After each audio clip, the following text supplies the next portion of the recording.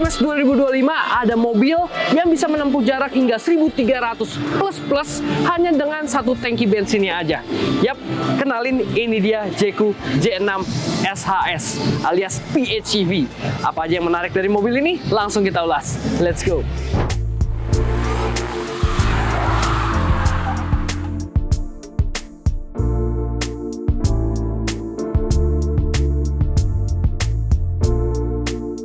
Kita bahas dari sisi eksterior depan ya Sobat Setir. Yang mana kalau kita lihat memang Jeku ini mengincar pasar kelas SUV Eropa ya. SUV yang mewah nih Sobat Setir. Dan kita bisa lihat mulai dari bentuk grill depannya, dia vertikal kayak gini, beda dari yang lain, memberikan kesan yang emang lebih elegan ya Sobat Setir. Dikasih ornamen chrome juga, tapi tetap manis. Dan karena ini adalah varian full black kayak gini Sobat Setir, kelihatan lebih kekar lagi nih. Kalau bisa dibilang sih emang rivalnya ya, yang emang pengen ditargetin sama Jeku J7 SHS ini adalah Range Rover Evoque Sobat Setir. Wah, kita lihat juga dari desain lampunya. Lampu di area yang bagian atas ini, kalau gua mengekspresikannya ya, dia tuh sebenarnya kayak liquid gitu, kayak cairan yang ada di sini. Jadi kayak ada titik-titik cairan airnya. Lalu turun lagi, dia ada lampu utamanya yang ada dua buah kayak gini. Dia udah proyektor LED Sobat Setir. Terus juga kelihatan membuat garis yang kokoh gitu ya, biar kelihatan agresif Sobat Setir di bagian lampunya sini, bempernya juga. Dan di bagian bawah dia tetap disematkan juga fog lamp yang udah LED proyektor Sobat Setir. Kita bisa lihat di tengahnya ada radar, karena mobil ini sudah dilengkapi ada 19 ya Sobat Setir. Banyak banget nih. Di sini juga ada kamera untuk kamera 540-nya gitu. Ayo kita geser lagi ke samping. Let's go. Kalau kita lihat bagian sampingnya, memang mobilnya ini nggak terlalu gede-gede amat nih Sobat Setir. Ya 5-seater kelas-kelasnya kayak HRV gitulah Sobat Setir. Dan dia juga punya wheelbase di sekitar 2,6 meter. Yang mana nantinya kita bahas di interiornya apakah cukup memadai. Ya kita cari tahu. Dan kalau kita lihat ke bagian samping, karena ini dalam varian SHS alias PHEV, dia kelihatan ya ada aura-aura yang elektrifikasinya. Dimana velgnya kalau varian yang biasa, yang bukan PHEV-nya, dia velgnya tegas, alloy. Kalau yang ini dia ada aero wheels-nya, alias ada plastiknya yang membuat bannya itu dan velgnya bisa mendapatkan aerodinamika yang lebih baik lagi nih Sobat Setir. Untuk ukuran bannya ada di 235/50 R19, yang mana gede ya, jadi kelihatan proper banget di mobil ini Sobat Setir. Geser lagi, spionnya dia dikasih pemanis, di sini ada warna silvernya, lalu ada kamera lagi, dan bagian handle-nya dia dibikin bisa masuk ke dalam ya, flush Sobat Setir. Jadi kelihatan mobilnya tuh lebih mewah dan kental banget aura dari elektrifikasinya. Ini ada body molding yang memberikan kesan sama kayak bagian lampu depan tadi, yang mana kayak ada liquidnya gitu ya. Nah, menarik. Dan dia juga punya roof rail di bagian atas sini, dan kita bisa lihat juga pilar A-nya sini dia kaku banget ya. Siluetnya di bagian samping memang menyerupai inilah, dikit-dikit kayak Range Rover Evoque ya. Lalu kita geser lagi bagian belakang. Bagian belakangnya gue langsung terfokus sama lampunya nih Sobat Setir. Lampunya ini dari ujung ke ujung dan sama, dia kayak ada liquid airnya juga di bagian lampunya sini. Desainnya senada secara keseluruhan, bagus. Dan juga dia punya emblem Jeku di dalam sini, di dalam mika dari kaca lampu belakangnya Sobat Setir. Unik ya, jadi berasa mewah.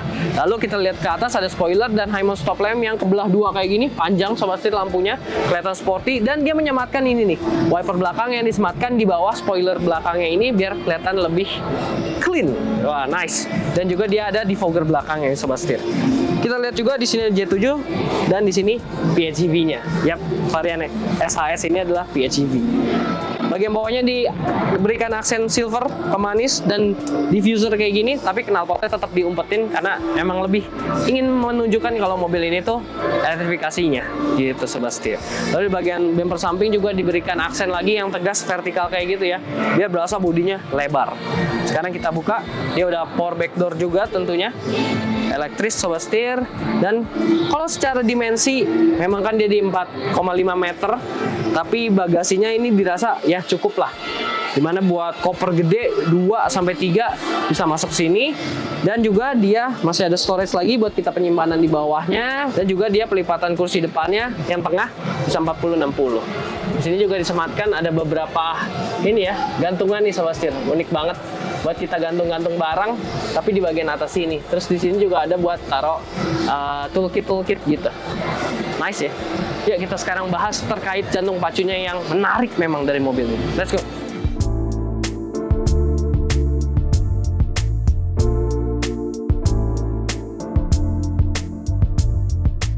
Setir kanan dengan 50 outlet mobil bekas. Jaringannya luas. Setir kanan.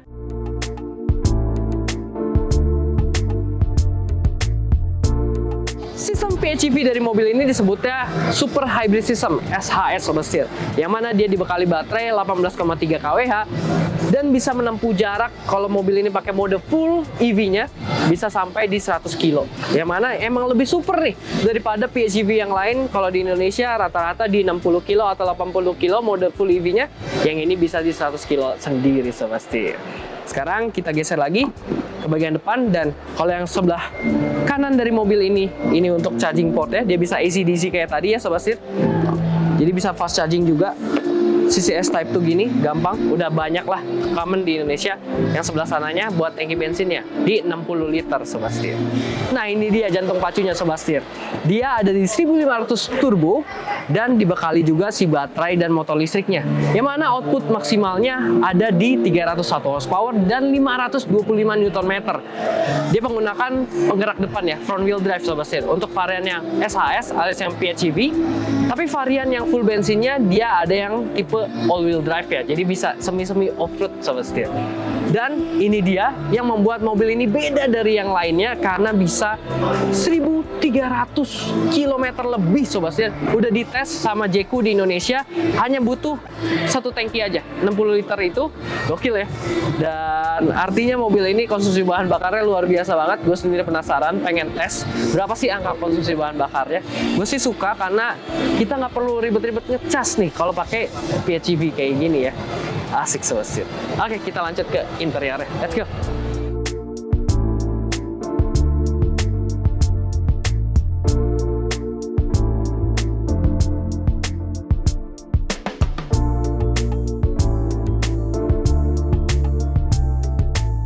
Di interiornya kita bisa lihat dia punya aura yang tetap mewah nih.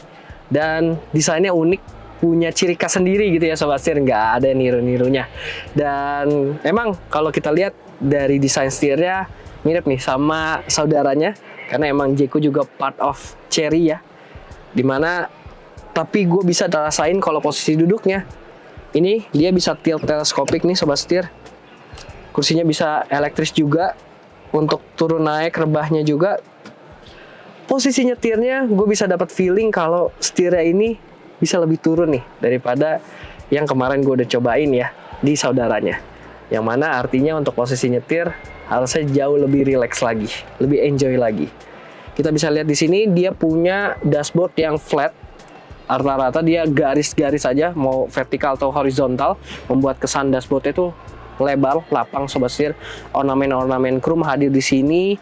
Dia punya layar di sini ukurannya 14,8 inch yang vertikal, unik banget ya. Di layarnya ini semua pengaturan mobil juga ada di sini Sobat Setir, mulai dari pengaturan AC ya. Di sini shortcutnya gampang, dia udah dual zones juga nih sebenarnya Sobat Setir, lengkap untuk arah sembur, dan juga dia ada cooler seat nih untuk row pertamanya. Jadi asik ya, enak nih harusnya. Jadi nggak kepanasan. Lalu juga di menunya kita bisa lihat ada navigasi, bisa karaoke juga Sobat Setir, dan juga ada kamera yang gue bilang tadi 540 Sobat Setir, dan dia ada koneksi Apple CarPlay, Android Auto. Kita tarik dari atas, dia ada shortcutnya kayak gini, biar gampang kita buat pengaturan-pengaturan mobil yang secara cepat, dan juga dia ada avatarnya kayak gini buat voice comment. Tuh, tapi harus hidupin mobilnya dulu. Oke, overall kayak gitu. Lalu di sebelah sini dia ada layar 12,5 inch untuk cluster instrumennya yang juga full digital Sobat Setir. Bisa kita lihat juga kalau nyetir nanti ada head-up display yang dipantulkan ke kaca di depan situ, dan ada juga untuk driver monitornya ya di belakang setir kayak gini, belakang kemudi. Tuas transmisinya ada di sebelah kanan sini, pengaturan wiper dan lampu dia ada full di tuas kiri sini. Audio teleponi hadir juga di steering switch sebelah kanan, dan untuk ADAS ya di sini ada untuk auto. Jadi dia udah semi auto driving sebenarnya Sobat Setir. Tombolnya ada di kiri sini. Kita lihat juga di sini materialnya suede, untuk si fast chargingnya lengkap dengan ventilated di sebelah sini, cup holder, dan juga ada tombol-tombol fisik buat pengaturan AC, auto, mode berkendara, lock, hazard, dan juga ada mode untuk EV dan HEV Sobat Setir. Sini ada storage lagi. Joknya dia full kulit tentunya Sobat Setir, dan di bagian atas dia juga ada panoramic sunroof yang ukurannya gede sampai ke row keduanya. Sini kita juga dapat jok yang enak nih. Nggak terlalu meluk memang, tapi lumayan relax. Overall sih enak banget di mobil ini Sobat Setir. Materialnya soft touch. Ya memang feel premiumnya kuat banget. Di row keduanya ternyata masih dapat space yang enak banget nih Sobat Setir. Buat gua, ini gua posisi nyetir gua tinggi di 165 cm dan masih bisa dapat 11 hingga 12 jari lebih. Lalu juga kakinya masih enak, bisa selonjoran. Di sini juga lumayan tertopang karena winter ya. Jadi dikasih ya, ada lagi tonjolan di bagian joknya biar bisa nopang betis kita nih Sobat Setir. Dan dia flat floor karena dia penggerak roda depan. Meskipun ada baterai di bagian bawah, tapi tetap posisinya nggak terlalu tinggi-tinggi banget nih untuk tik bawahnya. Untuk headroom juga masih dapat ini sampai ke plafon yang di bawah ya, bukan yang di atas. Itu masih bisa 10 jarian Sobat Setir. Jadi enak nih. Emang bentuk mobil itu boxy gitu ya, jadi lega dalamnya. Dan posisi rebahnya juga ini sih enak ya. Posisi rebahnya pas, joknya juga nyaman. Wah, gue penasaran nih kalau bawa harian atau jarak jauh sekalipun, kayak tadi habisin bensinnya gitu ya 1300 km, duduk di belakang sih harusnya nggak protes nih yang duduk di belakang. Ada armrest juga, 2 buah cup holder, isofix juga, seat beltnya juga lengkap, 3 titik buat 3 orang penumpang di belakang Sobat Setir, udah safety, udah ada headrest 3 titik juga buat 3 orang. Jadi emang untuk unsur safety-nya diperhatikan ya, airbag juga sampai ke curtain ada. Setelah di atas ini dia ada panoramic sunroof ya sampai sini, dan kalau kita lihat juga dia ada speaker nih premium dari Sony, ada 8 titik Sobat Setir. Ambient light juga sampai ke belakang sini Sobat Setir. Wah, asik ya. Tengah dia ada kisi AC 1 double blowernya, dan ada charging untuk yang Type A dan Type C. Oke, sekarang kita ke depan lagi. Let's go.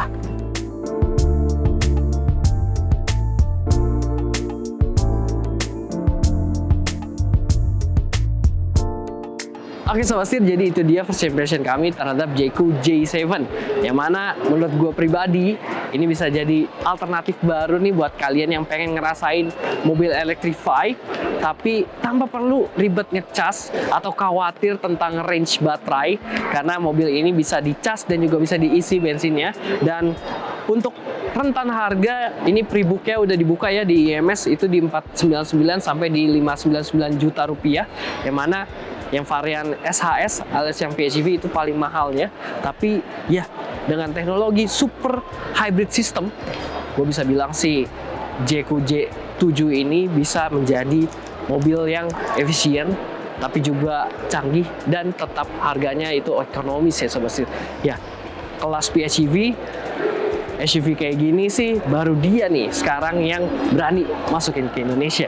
Jadi gimana menurut kalian? Komentar di bawah. Jangan lupa untuk kasih like, komen, dan juga subscribe, serta follow Instagram dan TikTok kami di Setir Kanan _official. Gue Chris, sampai jumpa di video selanjutnya. Salam setir kanan.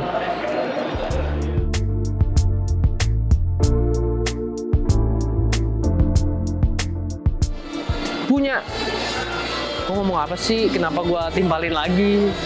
Gue suka banget karena memberikan hasrat, memberikan apa ya bilangnya?